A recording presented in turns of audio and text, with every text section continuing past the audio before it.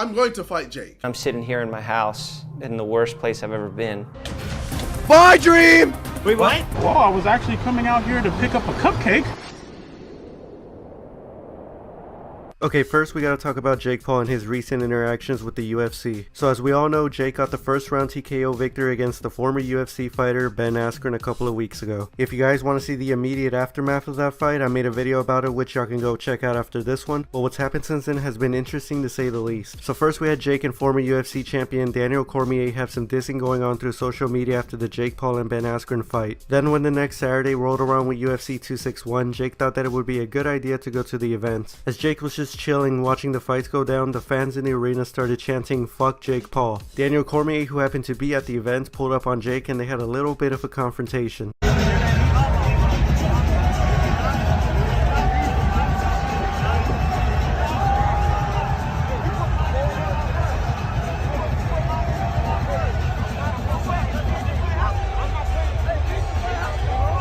And still, throughout the event, the crowd kept on chanting "Fuck Jake Paul," and Jake just decided to flip him off. Now, as to what happened in the main event, Usman won, and that is how the night ended. Then, Conor McGregor tweeted this out: "UFC high-level fighting is greater than blogger jackass boxing." Now, it doesn't take a rocket scientist to figure out who he was talking about. Jake responded with Jack Daniels is greater than Proper 12, which is an Irish whiskey that Conor founded. Logan then jumped into the mix by responding to Conor's tweet saying, "Shut the fuck up." Then Usman went on a TMZ interview and said that he'd actually be more interested in fighting Jake Paul than Conor McGregor. Jake saw this and then tweeted out, "Challenge accepted. At Usman, if your boss Dana gives you permission to box me and make more money than you ever have, let me know and we can lace them up. I promise it will be your biggest payday." Usman then responded with, "Keep making your money, young man, and stay on that side. I ain't no Disney kid and I don't play fighting." And Jake was just not happy with that response, and now we're waiting to see what happens from here. Now, in my last video we went over many of the reactions from the Jake Paul vs Ben Askren fight, but one person's reaction that we didn't get that was the most looked forward to was KSI's. Well, KSI did end up responding to the fight, and this is some of what he had to say about it. Alright, well, Jake Paul, he did well against an opponent that wasn't very good. I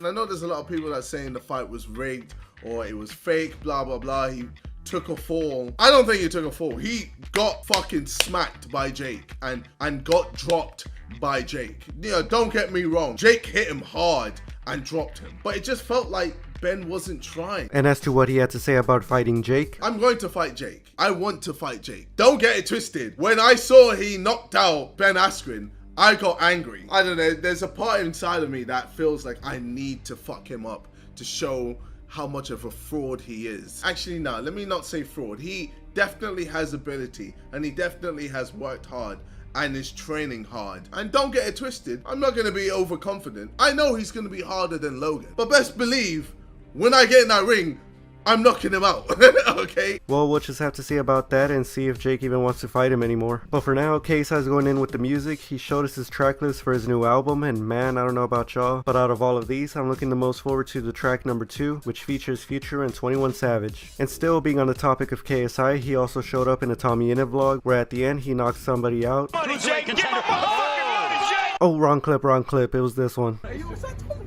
No, it's like... Yeah, it's just hey, yo, you good? What are you doing in London, bro? Big run. Hey, what's up, my G? Get him. We just want... No, I'm not gonna get him. I'm not gonna... What are you doing? We just... Tommy wants to... What are you trying to do? We're going to kill you. Hey, you guys are? No, I'm not here to fight. What the fuck? What's wrong? Hey, what's your next, fam? Your next. What's wrong? Okay, yeah, obviously that was scripted. But since we're now talking about stuff being scripted, I want to go over this situation that came out of Dream's new video. So it's just a regular manhunt video, and Dream has towered up to this height right here, and then this happens. My dream! Wait, what?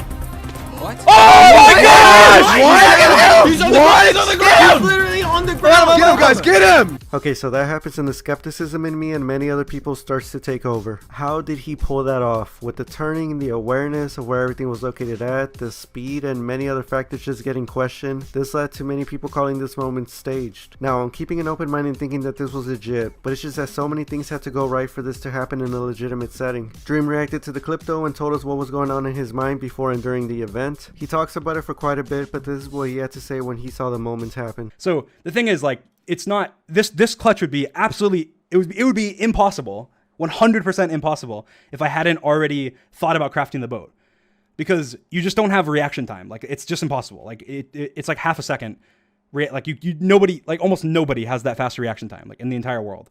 And like, including me. I wasn't sitting there in midair going, I'm going to craft a boat. I'm going to fling my cursor out my woods here. No, I had already thought of all that stuff. So all I had to do was just do it. And then the quick boat craft and then the clutch. Luckily I do have a lot of practice with actual boat clutches. And there's been many manhunts where I hit boat clutches like back to back to back to back.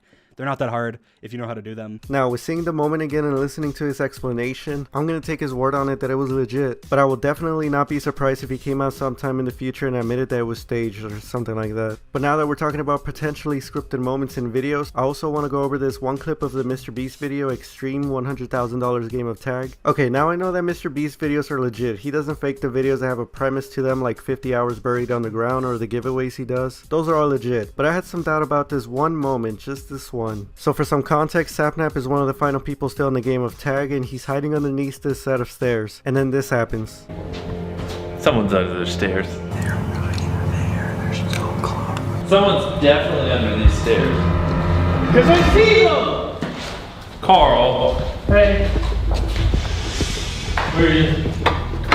Are you kidding me, dude? The dialogue, the intensity, the coincidences for this whole thing to happen. Dude, come on. I feel as if that had to have been scripted or something just to make the video more intense. Maybe it happened legit, but then they re-recorded this part after the game ended or something. I don't know, man, because it's just like, dude, Mr. Beast says... Someone's under the stairs. Goes and checks, and as soon as he's about to catch Sapnap, Carl, for whatever reason, yells... Because I see them! And then Mr. Beast just turns around and doesn't even look back. Not to mention that the camera guy then goes there with the big lights on and keeps recording under the stairs for a little bit. Listen, I like Mr. Beast as much as the next person, but that was just a little too much. Maybe I just need the new Dream Burger to lighten up a bit, I don't know, man. But if I do get the Dream Burger, then I'm gonna enjoy it while watching the new Jeff Wittek series. Have y'all seen that? It's Jeff's documentation of the big accident that he was in last year that almost took his life. This was caused when the vlog squad had gathered up at a lake with an excavator in the water, and then David Dobrik took control of it, swinging around the rope. Jeff gets on it with just his body, and then David swings it very fast and stops it from swinging immediately. And if you know anything about physics, I'm sure you know how this went. Jeff crashed hard into the excavator with his face and all, and then got taken to the hospital. And bruh, I can't make this next part up. So Jeff, thank God, was alive and not in any sort of extreme critical condition, and he still had his great sense of humor. So now, in reference to the Dark Knight scene with the Joker and Two-Face at the hospital, Jeff had requested David to come into his room with the Joker outfit, and David came through. I can't believe you fucking came in here with the Joker makeup on. You sick fuck! You never find jokes any more soothing or calming or funnier when you're with somebody that's really hurt and they're cracking jokes. It's like the best feeling because you're like, oh my God, thank the Lord, and he's still like being himself. But then we got to see the serious side of Jeff when he talked about David Dobrik's status while he was still out. And the first Instagram story would be him. And I would click on it and it would be him being praised for something that he accomplished that week. And I'm sitting here in my house in the worst place I've ever been, thinking I'm never gonna get back to where I was at. It made me resent him, it made me resent seeing his face, it made me not wanna go online, it made me not wanna open up YouTube. It would just put me in a bad place. You know, you gotta give some massive props to Jeff for still creating good content, regardless of what he was going through. That says a lot about him, and the fact that this didn't change him much either just makes it even more incredible to see. So good for him. Okay, now before we go on to the final story, let's quickly go over some of the other things that happened. First, we had James Charles get demonetized, iDubbbz got engaged, Danny Duncan pulled out of the YouTubers vs TikTokers event, Gibb vs Taylor Holder got confirmed for that event, Tanner Fox got a new fighter in Ryland Storms for that event, and Floyd Mayweather vs Logan Paul got confirmed for Sunday, June 6th. Now let's talk about EDP445. So I'm sure many of you know what went down with EDP in this video, but for the few that don't, the context here is that he was trying to meet up a 13-year-old girl after sending very inappropriate messages to her, and he got confronted by these people instead. What's up, man? What's up? No fist? Okay. No fist bump? I don't fist bump people like you, man. To be honest. So what brings you out here today? Well, I was coming out here to... Glasses off. Okay. Go ahead. Well, I was actually coming out here to pick up a cupcake and then go back home. EDP then gives us this statement. Let this be known, I am not a... My mom did not raise a fucking... Okay? She did not raise a creep or where I know what the screenshots say, okay? I'm aware of that. I'm looking right at them, okay? My mom did not raise Don't drag your family into this. This is all about you. Understood. Right. This is your action. Yeah, this is your 600-pound life, not anybody else's. This is not Understood? cool. Oh yeah, and this blue shirt guy was just roasting him throughout the whole video. Looks like you've eaten everything in the world but the pussy. You're obviously not in good shape. Like, you literally and figuratively cannot run away from the problem. Should we just call you the horny hippo or what? Now, by role play, do you mean like roll around like you do when you walk? Come to your house, climb through your window as if that would have fit. So after EDP admitted to what was going on and even other things, the guys had had enough and decided to call the cops. Here you are, not learning your lesson. Please don't, man. This is not okay. This is not okay. Honestly, we're doing you a big favor. No, you guys, please. Hi, is this Bakersfield, Kern County? Are you guys really doing it? Are you really doing this? There's somebody here to meet You're here to meet a 13-year-old 13-year-old. who has solicited photos. There's somebody here to... Are you really doing this? Yes. Okay, it's apartments. Are you serious? I don't know what apartments. What do you mean, in come on, man?